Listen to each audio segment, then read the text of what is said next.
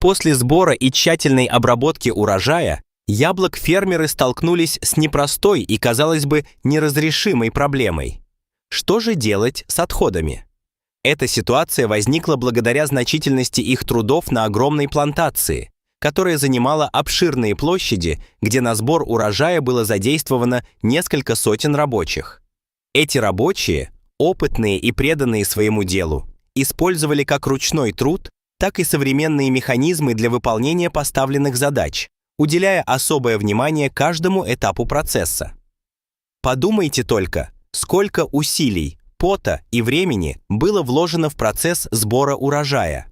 Каждый рабочий знал наизусть, какие методы и техники следует использовать для того, чтобы достичь максимального результата и минимизировать потери.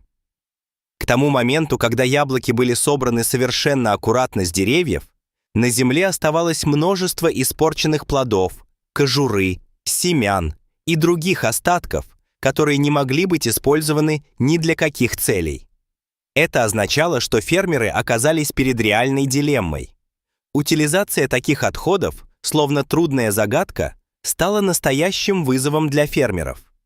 Они, переминаясь с ноги на ногу и собирая все свои знания о сельском хозяйстве, пытались найти какое-либо практическое решение, но все методы, которые предлагались, либо были слишком затратными, либо неэффективными в контексте реальных условий по переработке и утилизации. Каждый день, когда фермеры выходили осматривать свои обширные площади, они невольно видели, как отходы накапливаются, создавая все большие и большие проблемы для них и их бизнеса. Суперсовременные методы могли бы оказаться полезными, например, специальное оборудование для переработки, но стоимость их применения была запредельной, а традиционные же способы утилизации отходов не давали должного результата.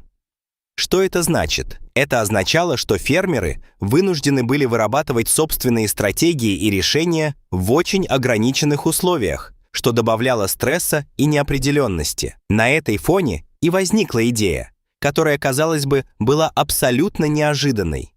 Судьба предоставила им неожиданное решение, когда на помощь пришли ученые, которые, прослушав проблемы фермеров, начали прорабатывать различные варианты решения. Они предложили смелую идею, которая могла бы стать поворотным моментом в их ситуации. Вместо того, чтобы уничтожать отходы, их можно было бы перенести в безжизненное поле, где росла только сорняковая трава.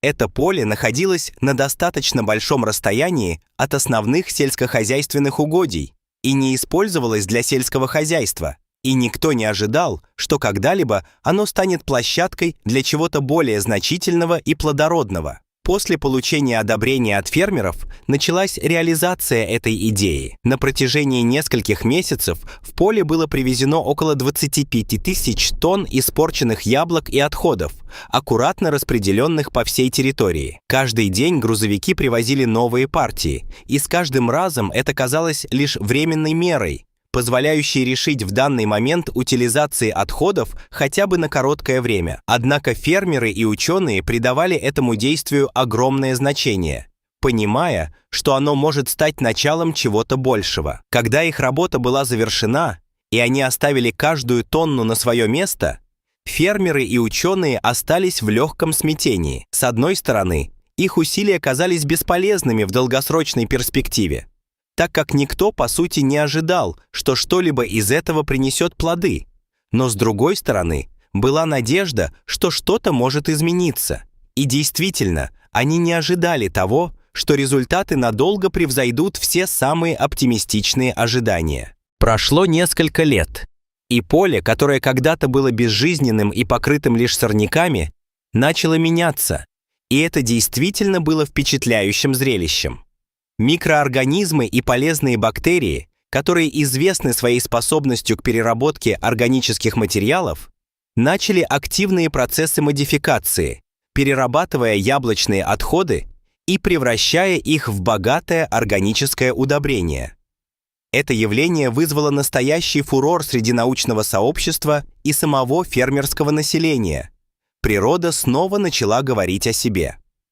Глядя на то, как жизнь возвращается, стали возникать новые надежды у местных людей. Вскоре на этом месте где когда-то царила полная безжизненность, начали расти новые растения. Первоначально маленькие всходы начали пробиваться через слой разлагающихся отходов. Посмотрите, какое это было огромным шагом вперед, свидетельствуя о том, что жизнь на этом поле все же возвращается. И это не могло не радовать фермеров и ученых, которые не верили в подобный результат. Через 10 лет здесь впервые появились первые яблоневые саженцы. Это конкретное зрелище выглядело одновременно странным и волнующим. Наблюдать за тем, как из пустого поля вырастали полноценные деревья, казалось почти чудом. Через 20 лет вместо того, чтобы увидеть унылое и заброшенное пространство, фермеры оказались перед буйным садом, усеянным зрелыми яблонями. Это было захватывающее зрелище.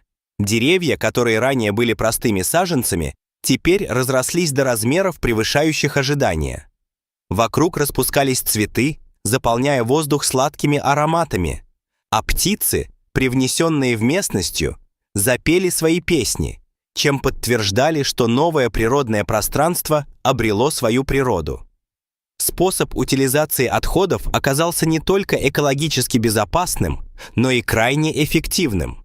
Этот сад, расцвевший на месте отходов, стал уникальным примером того, как побочные продукты сельского хозяйства могут быть использованы для восстановления экосистемы. И это уже начало служить уроком о важности работы с отходами. Каждый плод, который собирали фермеры, символизировал победу над негативными последствиями человеческой деятельности. Более того, этот эксперимент стал широко известен в научных кругах. Этапы его реализации и поразительные результаты были опубликованы в ведущих экологических журналах, и теперь его успешно применяют и в других регионах, где возникают аналогичные проблемы с утилизацией сельскохозяйственных отходов. Это позволило многим фермерам по всему миру адаптировать свою практику, понимая, что отходы могут стать путем к более зеленому будущему. Так фермеры не только решили проблему с отходами, но и подарили жизни целому новому саду. Этот случай стал не просто легендой фермерского сообщества, но настоящим символом эколого-экономической устойчивости.